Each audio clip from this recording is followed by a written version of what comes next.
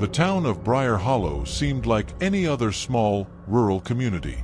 Tucked away in the hills, it was quiet, sleepy, even, and everyone knew everyone else.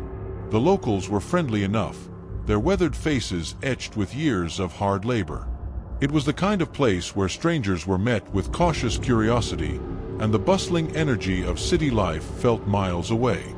But for Sarah and Tom Hale, newly relocated from the city with their 2 young children, the town felt like a fresh start. They had bought an old farmhouse on the outskirts of Briar Hollow, eager for the peace and simplicity that came with country life. They had been warned by the few people they met in town about the upcoming Harvest Festival, a time when the town came alive with celebration and tradition. But no one spoke much about the specifics, only that it was an event steeped in history, and the townspeople took it very seriously. That first week in Briar Hollow, everything seemed perfect. The air was crisp, and the trees were turning the most brilliant shades of orange and gold. The Hales spent their days unpacking and settling in, and the nights were spent sitting by the fire, enjoying the calm that was missing from their hectic lives back in the city. However, as the days wore on, there were subtle signs that something wasn't quite right. It started with the whispers. Whenever Sarah went into town for groceries or to visit the local market, the conversations would pause as she walked by, and people would stare at her in silence. She chalked it up to being the newcomer and figured it was just their curiosity. But one day, as she was picking up some bread at the market, the elderly woman at the counter, Mrs. Fenwick, leaned in close. "You'll be here for the Harvest Festival, won't you?"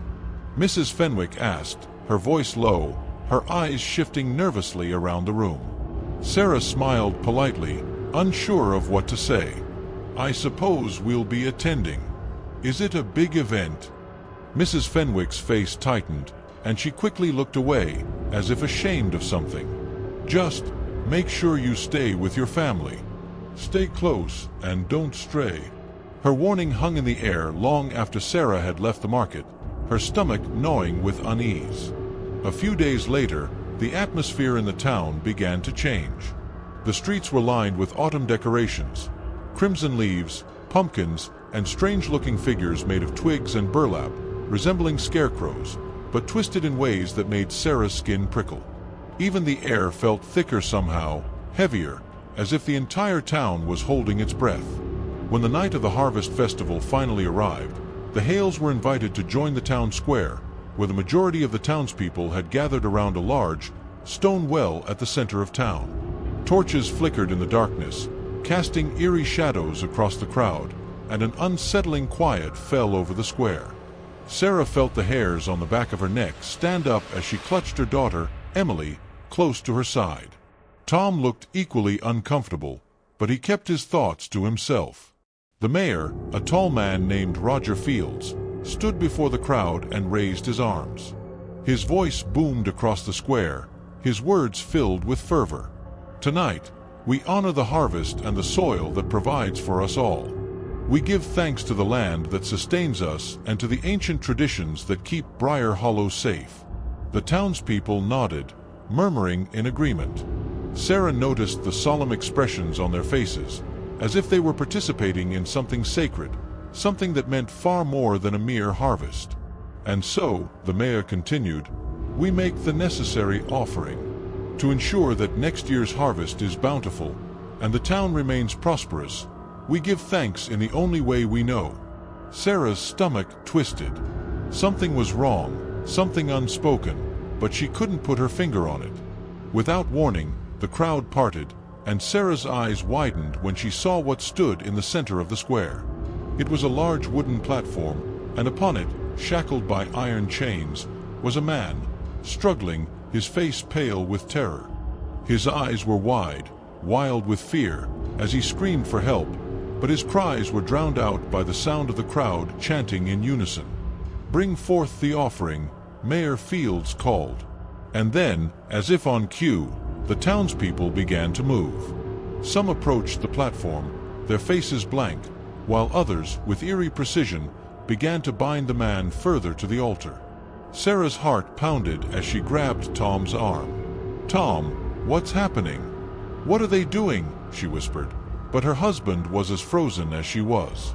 The mayor stood at the head of the platform, his arms raised, and the chanting grew louder, more frantic. For the land, for the harvest, for the soil. Suddenly, the man on the platform went quiet, his expression pleading, his voice hoarse from his screams. As the town chanted, an unnerving change seemed to come over the people. Their faces softened, their eyes glazed with an almost trance-like devotion, and Sarah realized in horror that they were not choosing to participate in this ritual. They were compelled. And the offering? The man was not part of the ritual voluntarily. He was a sacrifice. The realization hit Sarah like a blow to the chest.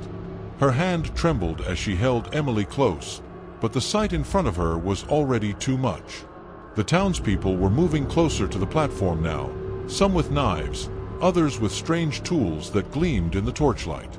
The man's pleading had turned to a soft whimper, and then the chanting reached a crescendo.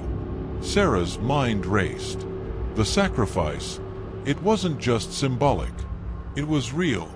They were going to kill him. And worse, the ritual wasn't just a part of the festival. It was the very reason the town existed. "Tom," she whispered in a panic, "we need to leave. Now." But it was too late. Tom's face had gone pale, his mouth open in shock, unable to look away. The townsfolk had surrounded the platform, and as the knife raised high, the man was silenced by a sudden, haunting scream. It echoed through the night, reverberating off the walls of the buildings and the dark trees surrounding them. And then, it was over. The man's body slumped, lifeless, and the town seemed to breathe a collective sigh of relief. The atmosphere that had hung in the air, thick with tension, seemed to evaporate, replaced by a calm that was almost unnatural. The mayor stepped forward, his eyes fixed on the dead man. "This sacrifice ensures the safety of Briar Hollow," he said quietly, his voice filled with reverence. "The harvest will be plentiful. We are safe for another year." The night stretched on, but Sarah, Tom, and their children couldn't stay. They had witnessed something that could not be explained. A ritual so dark, so deep in the town's history, that it had cost the life of an innocent man. Sarah's mind raced, but it wasn't just the horror of the sacrifice that haunted her. It was the unsettling feeling that, no matter how hard they tried, there would be no escaping it. The town wasn't just devoted to this tradition, it was bound to it. The next morning, as they packed their belongings and prepared to leave, the sun had barely risen when a knock came at their door. It was Mrs. Fenwick. Her face was somber, her hands trembling as she spoke, barely above a whisper. "I'm sorry," she said. "You've seen too much. You can't leave, not without participating." Sarah's blood ran cold. Her breath caught in her throat. "Participating in what?" she asked, the words barely coming out. Mrs. Fenwick's eyes darted nervously to the road, as if expecting someone to overhear. "The harvest, child. It's the only way to survive.